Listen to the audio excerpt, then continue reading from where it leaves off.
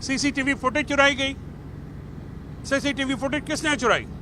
इमरान खान साहब की जो गिरफ्तारी थी उसका हुक्म किसने दिया? इसीलिए तो हम जुडिशल कमीशन की मांग करते हैं। सिर्फ कानून PTI के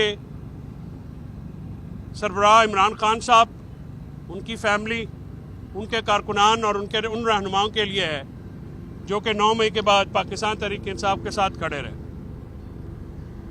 आज फिर वही सरकारी गवाहान पेश किए गए, जेबों से 10-10 फुट के डंडे बरामद करवाए गए और एक डिटो स्टेटमेंट जो है वो चली।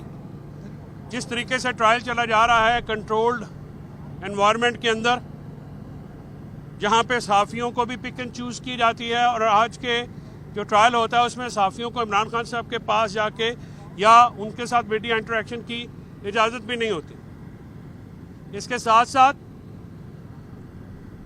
वकला का भी दाखिला जो है पिक एंड चूज़ की बुनियाद पर किया जाता है।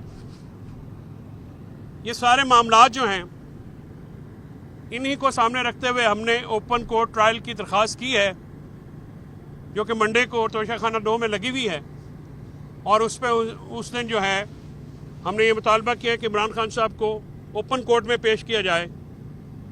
20 महीने हो गए हैं तकरीबन इमरान खान साहब को जेल के अंदर से ट्राई किया जा रहा है और उनको किसी भी ओपन कोर्ट में पेश नहीं किया जा रहा। आज इमरान खान साहब ने वकला और सहाफ़ियों से बात करते हुए अपने उन 3 लेटर्स में जो कंटेंट्स हैं उनका आदा किया है, और उन्होंने कहा है कि मेरे तीनों खतूत के मंदरजात पाकिस्तान के वसी तर मुफाद में हैं और वो ओपन लेटर है, और ओपन लेटर जो है वो हर किसी के लिए है। साथ में उन्होंने ये भी कहा कि किसको नामाबर बनाएं, कि कोई नामाबर शायद बाद में मिले भी ना, लिहाजा ओपन लेटर पूरी पब्लिक के सामने रखा गया है। और उन्होंने ये कहा कि ये वो हकायक हैं जिनके ऊपर एस्टैब्लिशमेंट की हाई कमान, जिसके ऊपर पाकिस्तान के इंटेलिजेंशिया, पाकिस्तान के वकला, पाकिस्तान के सियासतदानों को गौर करना होगा। ये वो तलख हकायक हैं, ये कॉन्फ्लिक्ट एरियाज़ हैं जहाँ पे अगर पाकिस्तान के इस वक्त ज़िम्मेदारान नहीं सोचेंगे तो पाकिस्तान को खुदा न खास्ता इसका नुकसान पहुँचेगा, आवाम को नुकसान पहुँचेगा। हमारे KP और बलूचिस्तान पे बढ़ने वाली तेज़ी से बढ़ने वाली दहशतगर्दी इदारों की तरफ से अपने जो उनकी जॉब है, जो उनकी ड्यूटी है, उससे हटाए जाने पे और उनकी तवज्जो पाकिस्तान तहरीक इंसाफ को क्रश करने पे लगाई गई है, जिसकी वजह से पाकिस्तान में दहशतगर्दी में इजाफा हो रहा है।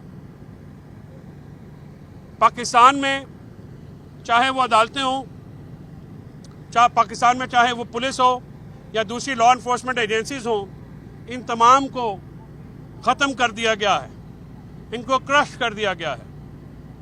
9 मई में जिस तरह से ये केस बनाया गया, इमरान खान साहब का अगवा पूरी दुनिया ने देखा, सुप्रीम कोर्ट ने उसको गिरफ्तारी को अगवा करार दिया, इलीगल डिक्लेयर कर दिया।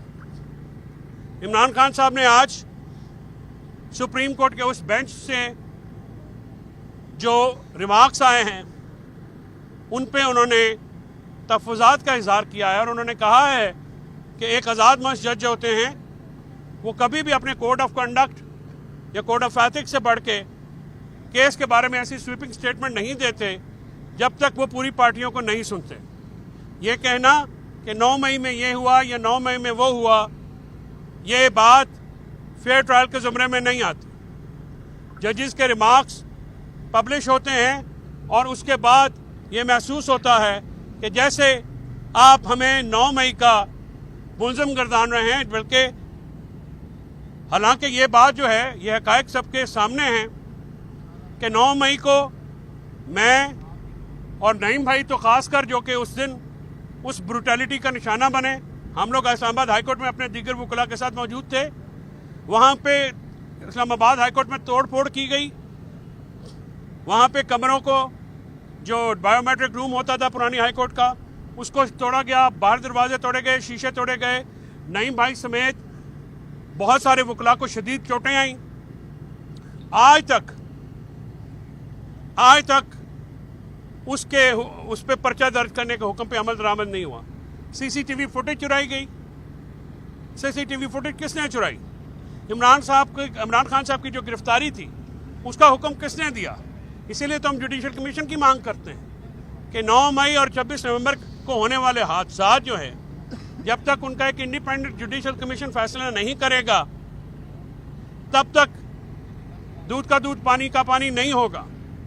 ہمارا یہ استدلال ہے اور ہم اس کو مینٹین کرتے ہیں کہ 9 مئی فالس فلیگ آپریشن ہے, پولیٹیکلی موٹیویٹڈ کیس ہے جس میں لوگوں کو سیاسی بنیادوں پہ نشانہ بنایا گیا.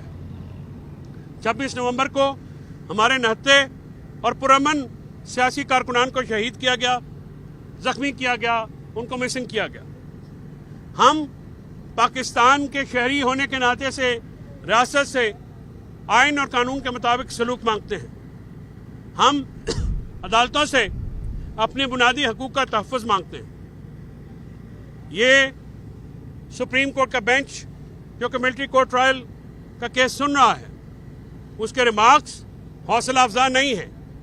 اس کے ریمارکس ایسے ہیں جن سے یہ تاثر ملتا ہے کہ سویلین رائٹس کی شاید پاکستان میں کوئی اہمیت نہیں ہے. عدالتیں, خاص کر اعلیٰ عدالتیں, ان کی بنیادی ذمہ داری ہے کہ اپنے شہریوں کے عزت, مال, جان, آبرو کی جو رائٹس ہیں ان کو پروٹیکشن کی جائے.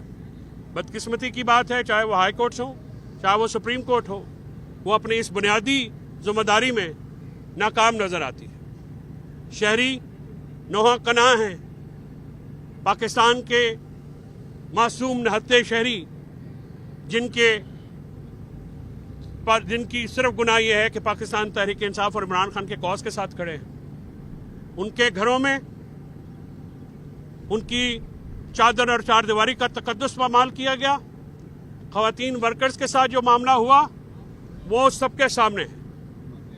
پاکستان نے دنیا بھر سے معاہدے سائن کیے ہیں جس میں ٹیکس کے ریبیٹس اور کنسیشنز لی جاتی ہیں, اس وعدے کے اوپر کہ ریاست کو پاکستانی شہری جو ہیں ان کو ریاست آئین اور قانون کے مطابق ٹریٹ کرے گی. انفارچونیٹلی یہ نہیں ہو رہا. ہم نے یہ جو ہیومن رائٹ وائلیشن کا کیس ہے جو کہ کسی علاقے, کسی ملک, کسی بے محدود نہیں رہتا, اس میں اس کو دنیا کے سامنے لانے کا جو ہمارا فیصلہ ہے وہ اسی بنیاد پہ ہے کہ محمد علی جناح نے, قائد اعظم نے فلسطین کا جو کاز تھا, جو کہ آج تک ہماری اسٹیٹ پالیسی ہے, وہ یہ ہے کہ ہم فلسطین کو ہیومن رائٹ وائلیشن کے اوپر فلسطین کاز کو سپورٹ کرتے ہیں, اور یہ ہماری ریاستی پالیسی 1947 سے آج تک ہے جس پہ ہم عمل پیرا ہیں. ہم وہی بنیادی حقوق کی حفاظت چاہتے ہیں. 30 سال سیاسی جماعتوں, آزاد میڈیا کے ورکروں اور سول سوسائٹی کی ایک جدوجہد جس میں کچھ جمہوریت باقی آئی تھی, کچھ عدلیہ آزاد ہوئی تھی اور آزاد میڈیا آیا تھا, یہ سارے ریورس ہو گئے. آج پھر وہی فسطائی دور ہے. آج پیکا کی شکل میں کالے قوانین آ رہے ہیں جس نے میڈیا کو غائب کیا ہے. مین اسٹریم میڈیا میں تو پہلے ہی قدغن لگی ہوئی تھی, اب انٹرنیٹ کو نشانہ مشق بنا کے 1.7 بلین سے زیادہ تقریباً 2 ارب ڈالرز تک کا نقصان جو ہے وہ کر دیا گیا ہے, اور ابھی تک پاکستان میں جو ہے انٹرنیٹ اس شکل میں بحال نہیں ہوا.